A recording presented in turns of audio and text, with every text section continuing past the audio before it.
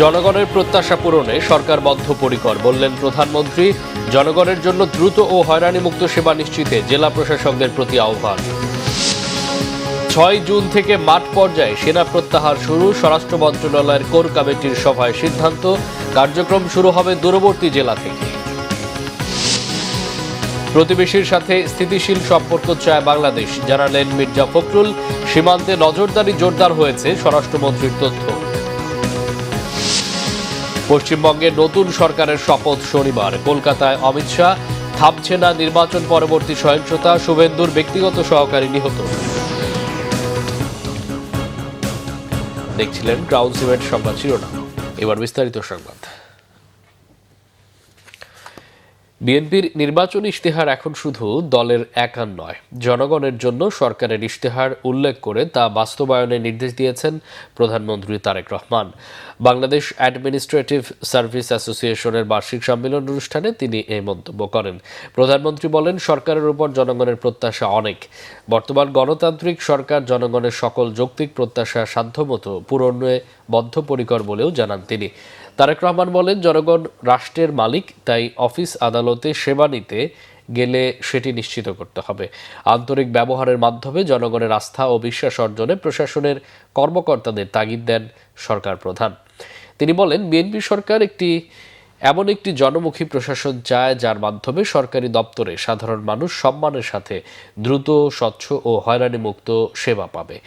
যে কোনো আইনগত এবং মানবিক উদ্যোগে সক্রিয় সহায়তার আশ্বাস দিয়ে দেশ ও জনগণের কল্যাণে নির্ভয়ে নিরপেক্ষভাবে কাজ করার নির্দেশ দেন প্রধানমন্ত্রী তারেক রহমান। আমরা দলীয়ভাবে যে সকল ইশতেহার প্রণয়ন করেছিলাম, সেই ইশতেহারের পক্ষে দেশের জনগণ সমর্থন জানিয়েছেন। সুতরাং এটি এখন আর বিএনপির দলীয় ইশতেহার নয়, বরং এটি এখন দেশের জনগণের ইশতেহার। সুতরাং এখন ইশতেহার বাস্তবায়নের পালা। বর্তমান সরকারের উপর জনগণের প্রত্যাশা অনেক। বর্তমান গণতান্ত্রিক সরকার জনগণের সকল যৌক্তিক প্রত্যাশা সাধ্যমতন পূরণ করতে বদ্ধপরিকর। এটি জনগণের প্রতি আমাদের অঙ্গীকার। আমরা কথায় কথায় বলি জনগণ রাষ্ট্রের মালিক। জনগণ যদি সত্যিই রাষ্ট্রের মালিক হয়, তাহলে এই মালিক অর্থাৎ সেবা গ্রহীতা যারা, তারা যখন অফিস আদালতে তাদের সমস্যা নিয়ে যান, তারা যেন আপনাদের সেবায় কিছুটা হলেও রাষ্ট্রের মালিকানা অনুভব করতে পারেন, সেটি নিশ্চিত করা কিন্তু আপনাদের দায়িত্বের একটি অংশ বলে আমি মনে করি। প্রধানমন্ত্রী তারেক রহমান আগামী 16 মে চাঁদপুর এবং 25 মে ফেনী যাবেন বলে জানিয়েছেন পানি সম্পদ মন্ত্রী মোহাম্মদ শহীদুদ্দিন চৌধুরী অ্যানি। বুধবার প্রধানমন্ত্রীর সঙ্গে বৈঠক শেষে একথা জানান তিনি। অ্যানি বলেন, সফরে অন্যান্য কর্মসূচির সঙ্গে খাল খনন কর্মসূচির উদ্বোধন করবেন তিনি। এ সময় 20,000 কিলোমিটার খাল খননের লক্ষ্যমাত্রা অর্জনে কাজ চলছে বলে জানান মন্ত্রী। পদ্মা ব্যারেজ সম্পর্কে তিনি বলেন, এ বিষয়ে খুব শিগগিরই সিদ্ধান্ত নেবে সরকার। একনেকে উপস্থাপন হবে। পদ্মা ব্যারেজ বাংলাদেশের জন্য খুবই প্রয়োজন। প্রধানমন্ত্রীর সঙ্গে বৈঠক নিয়ে তিনি বলেন, তিস্তা মহাপরিকল্পনা নিয়ে প্রাথমিক আলোচনা হয়েছে। 180 দিনে কি কি কাজ সম্পন্ন হবে সে বিষয় নিয়ে আলোচনা হয়েছে। হয়তো আমরা এই মে মাস পর্যন্ত এই কর্মসূচি কন্টিনিউ করতে পারবো। বর্ষা শেষে আবার আগামী নভেম্বর, ডিসেম্বর, জানুয়ারির দিকে আমরা এই খাল খনন কর্মসূচি আমরা কন্টিনিউ করব। এর মধ্যেই এই মে মাসে মাননীয় প্রধানমন্ত্রী 2টা জেলা যাচ্ছেন, সেটা হলো চাঁদপুর এবং ফেনী। ফেনীতে যাবেন 25 মে এবং চাঁদপুর যাচ্ছেন 16 মে, এবং অন্যান্য কর্মসূচির সঙ্গে খাল খনন কর্মসূচিও ওনার কর্মসূচির অন্তর্ভুক্ত রয়েছে। শিক্ষামন্ত্রী ডক্টর আনম এহসানুল হক মিলন বলেছেন, দেশে পারিবারিক ও ধর্মীয় মূল্যবোধের যে অবক্ষয় ঘটেছে তা রোধে কার্যকর উদ্যোগ নেওয়া প্রয়োজন। তিনি জানান, কিভাবে নীতিগতভাবে এসব মূল্যবোধ উন্নত করা যায় সে বিষয়ে সরকারের পক্ষ থেকে আলোচনা চলছে। সচিবালয়ে প্রধানমন্ত্রীর সঙ্গে বৈঠক শেষে সাংবাদিকদের কাছে তিনি এসব কথা বলেন। শিক্ষামন্ত্রী আরও জানান, সারা দেশের 8ম থেকে দ্বাদশ শ্রেণী এবং স্নাতক পর্যায়ে বিএনসিসি কার্যক্রম সম্প্রসারণ করা হবে।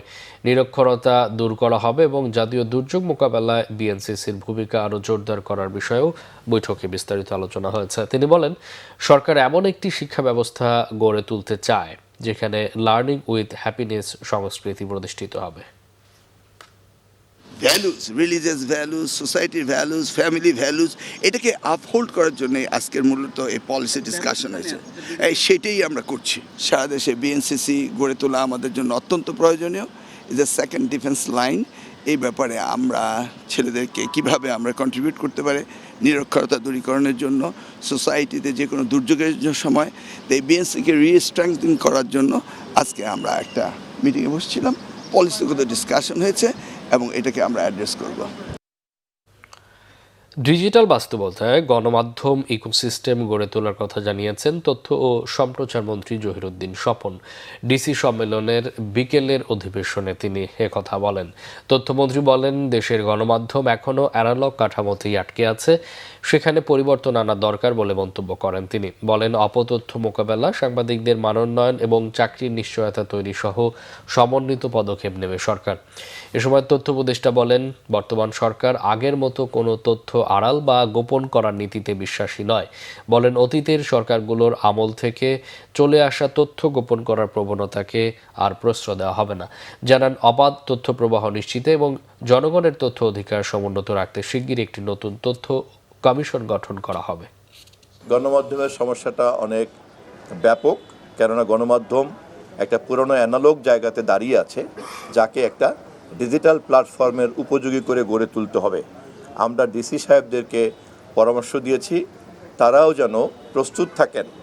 তথ্য মন্ত্রণালয়ের পক্ষ থেকে যখন আমরা এই সক্ষমতা নিয়ে হাজির হব, তখন তারা তাদের সহযোগিতা এবং তাদের কর্মসূচিগুলিকে তারা এগিয়ে নিয়ে যাবেন।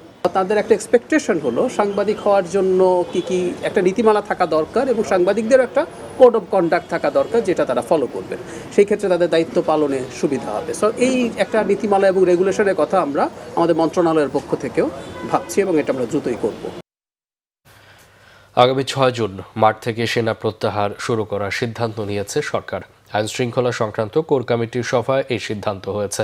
সেনা সদস্যদের চূড়ান্ত প্রত্যাহার শুরু হবে আগামী 6 জুন থেকে। দূরবর্তী জেলা থেকে প্রথমে প্রত্যাহার হবে, পরবর্তীকালে ধাপে ধাপে বিভাগীয় শহর এবং বড় জেলা থেকে তুলে নেওয়া হবে। জুন মাসের মধ্যেই মাঠ পর্যায় থেকে সরিয়ে নেওয়া হবে সেনাবাহিনীর সব সদস্যকে। ত্রয়োদশ জাতীয় সংসদ নির্বাচনের মধ্য দিয়ে বিএনপি সরকার গঠনের পর গতকাল মঙ্গলবার কোর কমিটির প্রথম সভা বসে। আইন শৃঙ্খলা ও অভ্যন্তরীণ নিরাপত্তা পরিস্থিতি মূল্যায়ন ও প্রয়োজনীয় কর্মপদ্ধতি নির্ধারণের জন্য গত 21 এপ্রিল স্বরাষ্ট্রমন্ত্রী সালাউদ্দিন আহমদকে সভাপতি করে এই কমিটি পুনর্গঠন করা হয়েছিল। আওয়ামী লীগ আমলে 2024 সালের জুলাই মাসে বেসামরিক প্রশাসনকে সহায়তা করতে মাঠে নেমেছিল প্রতিরক্ষা বাহিনীর সদস্যরা। অন্তর্বর্তী সরকারের পুরোটা সময় জুড়েই সেনাবাহিনী মাঠে ছিল। বাণিজ্যমন্ত্রী খন্দকার আব্দুল মুক্তাদির জানিয়েছেন, বিএনপি সরকার সর্বোচ্চ গুরুত্ব দিচ্ছে দেশের বিনিয়োগের উপর। তাই সত্যিকার অর্থেই কার্যকর করা হবে বিনিয়োগে ওয়ান স্টপ সার্ভিস। রাজধানীর একটি হোটেলে তৈরি পোশাক শিল্প নিয়ে সেমিনারে এমন কথা জানিয়েছেন বাণিজ্যমন্ত্রী। তিনি আরও বলেন, বাংলাদেশে বিনিয়োগে সঠিক পরিবেশ নিশ্চিতে সবার আগে লজিস্টিক ব্যয় কমাতে চায় সরকার। গতি বাড়ানো হবে চট্টগ্রাম বন্দরে। বাণিজ্যমন্ত্রী বলেন, এলডিসি পরবর্তী প্রধান দুটি চ্যালেঞ্জ সহজ শর্তে ঋণ সুবিধা হারানো এবং আন্তর্জাতিক বাজারে বিশেষ বাণিজ্যিক সুবিধা হারানো। তাই নতুন ও উদীয়মান পরিস্থিতির সাথে মানিয়ে নিতে বাংলাদেশকে বিনিয়োগের জন্য আরও আকর্ষণীয় করে তোলার উপর সর্বোচ্চ গুরুত্ব দিচ্ছে সরকার। অনুষ্ঠানে বাংলাদেশে নিযুক্ত ইইউ রাষ্ট্রদূত মাইকেল মিলার জানিয়েছেন, বাংলাদেশের সাথে মুক্ত বাণিজ্য চুক্তি নিয়ে আলোচনায় আগ্রহী ইউরোপীয় union. And everything will be channeled from one office to different government agencies and will be coordinated from one office. So an investor or a new company will not have to knock door after door to get all the clearances and get frustrated, exhausted after a couple of months. দেশের স্বার্থ রক্ষায় যুক্তরাষ্ট্রের সাথে বাণিজ্য চুক্তির ধারাগুলো নিয়ে সরকার আলোচনা চালিয়ে যাবে। সবার আগে দেশের স্বার্থকে প্রাধান্য দেওয়া হবে বলে জানিয়েছেন প্রধানমন্ত্রীর অর্থ পরিকল্পনা উপদেষ্টা রাশেদ আল মাহমুদ তিতুমির। বুধবার সচিবালয়ে যুক্তরাষ্ট্রের দক্ষিণ ও মধ্য এশিয়া বিষয়ক সহকারী বাণিজ্য প্রতিনিধি ব্রেন্ডন লিঞ্চের নেতৃত্বে একটি প্রতিনিধি দলের সাথে বৈঠক শেষে সাংবাদিকদের কথা বলেন তিনি। দুই দেশের মধ্যে যে চুক্তি হয়েছে তাকে সম্মান দেখাতে হবে জানিয়ে তিনি বলেন, শুধু একটি দেশ নয়, বিভিন্ন দেশের সাথে বাণিজ্যিক সম্পর্ক এগিয়ে নিতেও কাজ করছে সরকার। চুক্তি অনুযায়ী সরকার যুক্তরাষ্ট্র থেকে বোয়িং কিনছে বলে জানান প্রধানমন্ত্রীর অর্থ উপদেষ্টা। যে আন্তর্জাতিক বাণিজ্যে আমাদের বিভিন্ন দেশে পণ্য রপ্তানি করা দরকার এবং আমাদের বাণিজ্য সম্পর্ক আরও বাড়ানো দরকার। সেই প্রেক্ষাপটে আমরা বিভিন্ন দেশের সাথে আলোচনা করছি। সেই সূত্র ধরে মার্কিন যুক্তরাষ্ট্রের সাথেও আমাদের আলোচনা অব্যাহত আছে। যে চুক্তির কথা আপনারা বললেন, এই চুক্তি আমরা মনে করি, আমাদের সরকার মনে করে যে আমাদের যে কোনো চুক্তির প্রতি শ্রদ্ধাবোধ থাকা দরকার। চুক্তি যদি আমরা লক্ষ্য করি তাহলে দেখব যে চুক্তির ধারাগুলোতে আছে যে পর্যায়ক্রমে আমরা বিভিন্ন ধরনের কনসালটেশন করতে পারবো। প্রতিবেশী দেশের সাথে স্থিতিশীল সম্পর্ক চায় বাংলাদেশ, জানিয়েছেন স্থানীয় সরকার মন্ত্রী মির্জা ফখরুল ইসলাম আলমগীর। পাশাপাশি বিদেশি বিনিয়োগ সহজতর করতে এবং বিনিয়োগকারীদের আস্থা ফেরাতে কাজ শুরু হয়েছে। রোহিঙ্গা ইস্যু সমাধান ও বঙ্গোপসাগরের নিরাপত্তা, জ্বালানি সংকট নিরসন ও আইনশৃঙ্খলা পরিস্থিতির উন্নয়নের মধ্য দিয়ে স্থিতিশীল ও বিনিয়োগ বান্ধব অর্থনীতি গড়ে তোলাই সরকারের লক্ষ্য বলে জানান তিনি। নাবিল জাহাঙ্গীরের রিপোর্টে বিস্তারিত। যুক্তরাষ্ট্র ভিত্তিক গবেষণা সংস্থা কম্পাসের আয়োজনে বুধবার দাতা দেশগুলোর প্রতিনিধিদের সাথে সংলাপে বসে সরকারের উচ্চ পর্যায়ের একটি প্রতিনিধি দল। বিষয় ছিল বাংলাদেশে বৈদেশিক বিনিয়োগের পথ সুগম করা। আলোচনায় বাংলাদেশে বিনিয়োগের ক্ষেত্রে বিদ্যমান বিভিন্ন চ্যালেঞ্জ চিহ্নিত করা হয়। উঠে আসে আইন শৃঙ্খলা পরিস্থিতি, প্রতিবেশীদের সাথে সম্পর্ক, রোহিঙ্গা প্রত্যাবর্তন, বঙ্গোপসাগরের সুরক্ষা, প্রতিরক্ষা সহ বিভিন্ন বিষয়। অবকাঠামোগত সমস্যা আছে, দুর্নীতি আছে, আমাদের আরও বিভিন্ন রকমের ব্যারিয়ার আছে। তারপরে এখানে সিকিউরিটি সমস্যা আছে, মেরিটাইম যে সমস্যা সেগুলো নিয়ে আলোকপাত করা হয়েছে, ডিফেন্স রিলেটেড বিষয়গুলো নিয়ে আলোকপাত করা হয়েছে। এখানে যারা উন্নয়ন সহযোগী আছেন তারা হচ্ছে কি তাদের প্রবলেমগুলো বেশিরভাগ ফোকাস করেছেন যে আমরা এইটা ফেস করছি, আপনারা এটা কবে ঠিক করবেন। বৈঠক শেষে প্রধানমন্ত্রীর উপদেষ্টা মাহাদি আমিন জানান, বিদেশি বিনিয়োগকারীদের আস্থা ফেরাতে দেশকে স্থিতিশীল রাখতে প্রতিশ্রুতিবদ্ধ সরকার। অন্যান্য দেশের তুলনায় জ্বালানির ক্ষেত্রে যথেষ্ট ভালো অবস্থা রয়েছে। অন্য যে কোনো দেশের তুলনায় আমাদের দেশে তেলের দাম যথেষ্ট নিয়ন্ত্রণে রয়েছে। সেখানকার ডিমান্ড অনুযায়ী সাপ্লাইটা আমরা স্থিতিশীল রেখেছি এবং বৈশ্বিক অনেক চ্যালেঞ্জ থাকা সত্ত্বেও এভরি চ্যালেঞ্জকে আমরা একটা অপরচুনিটি হিসেবে নিয়ে ইনশাল্লাহ দেশটাকে সামনের দিকে এগিয়ে নিয়ে যাব। সংলাপ শেষে স্থানীয় সরকার মন্ত্রী ও বিএনপি মহাসচিব মির্জা ফখরুল ইসলাম আলমগীর সাংবাদিকদের বলেন, বিদ্যমান নানা সংকট সমাধানের মধ্য দিয়ে বিনিয়োগ বান্ধব অর্থনীতি গড়ে তুলতে চায় সরকার। বঙ্গোপসাগরের নিরাপত্তা জোরদারের পাশাপাশি প্রতিবেশীদের সাথেও সুসম্পর্ক বজায় রাখতে চায় সরকার।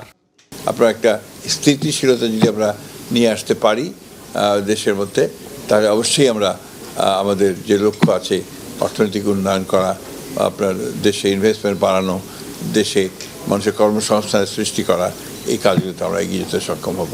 আমাদের সিকিউরিটি একটা আলাদা কোশ্চেন আছে যে আমাদের বে অফ বেঙ্গল যে আছে সেটাকে নিরাপদ রাখা, আমাদের বন্ধুদের সঙ্গে আমাদের সম্পর্ককে স্থিতিশীল রাখা, আমাদের প্রতিবেশীদের সঙ্গে সম্পর্ককে স্থিতিশীল রাখা, এই বিষয়গুলো অবশ্যই আমাদেরকে সমাধান করতে হবে।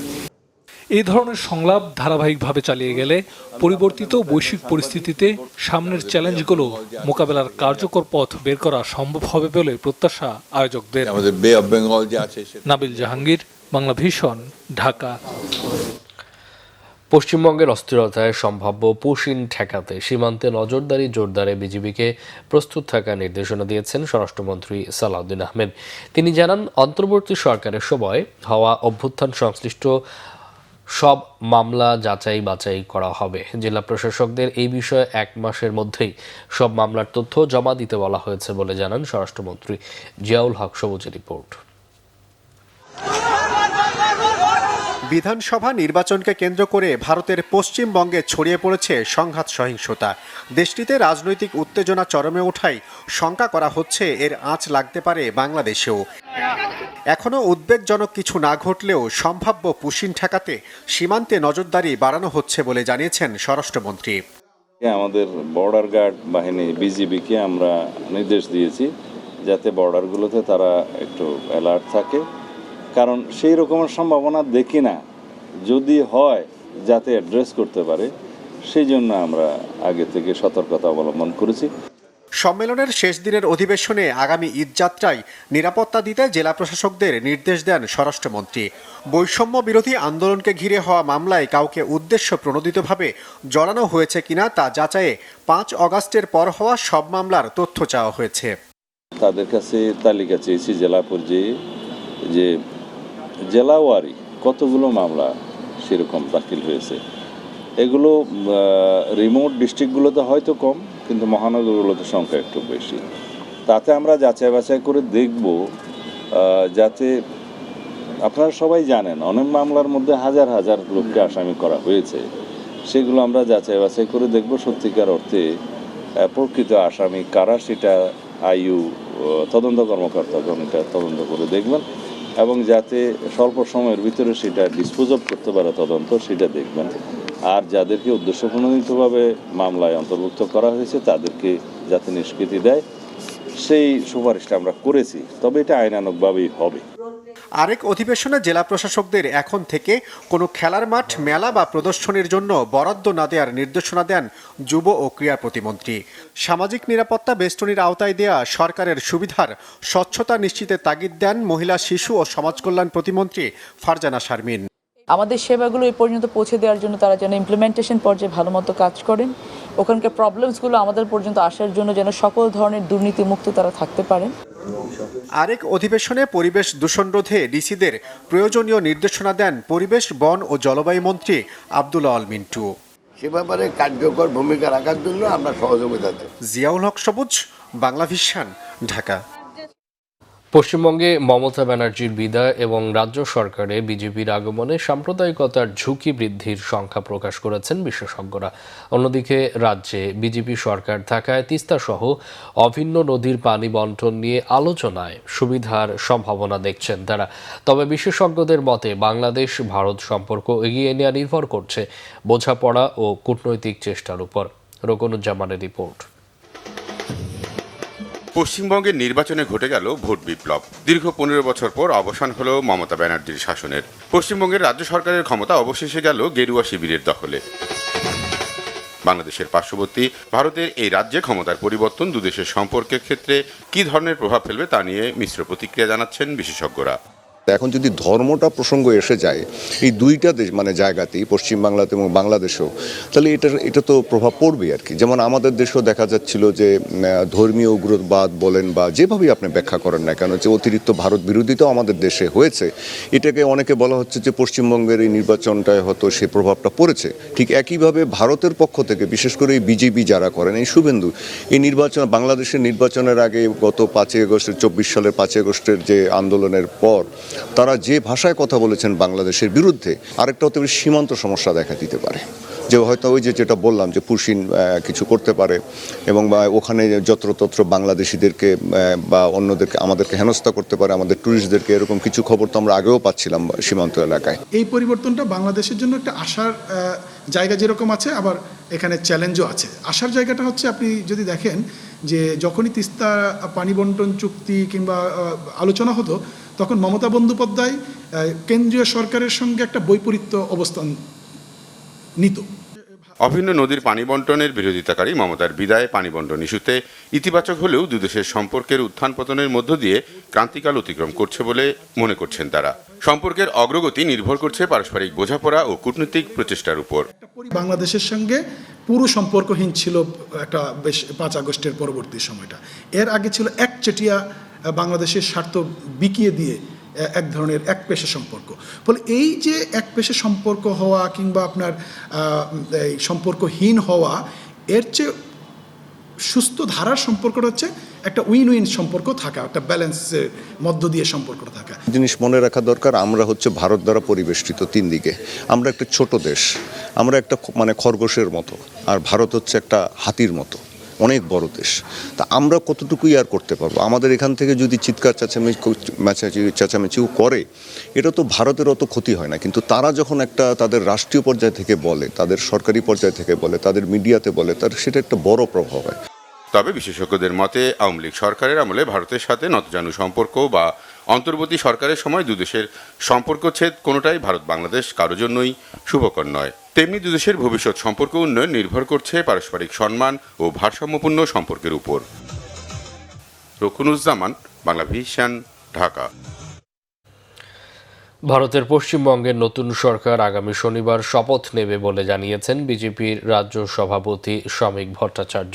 মধ্যরাতেই শেষ হয়েছে সাবেক বিধানসভার মেয়াদ। নতুন মুখ্যমন্ত্রী নির্বাচন নিয়ে বিজেপির শীর্ষ নেতাদের মধ্যে আলোচনা চলছে। এদিকে নির্বাচনে বিজেপির ভূমিধস জয়ের পর পাল্টাপাল্টি সংঘর্ষ ও সহিংসতায় শুভেন্দু অধিকারীর ব্যক্তিগত সহকারী সহ এ পর্যন্ত নিহত হয়েছে অন্তত 5 জন।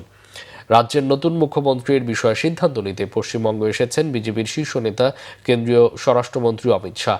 দলীয় বিজ্ঞপ্তিতে জানানো হয়েছে মঙ্গলবার রাতে পশ্চিমবঙ্গ সফরে যান তিনি।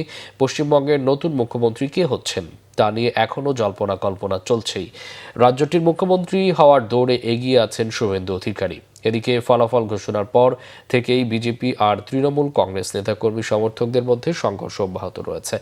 জলপাইগুড়ি, হুগলি, কৃষ্ণনগর, ভাঙড়ে, বারুইপুর সহ বিভিন্ন এলাকায় ভাঙচুর, অগ্নিসংযোগ, দখল হয়েছে তৃণমূলের কার্যালয়।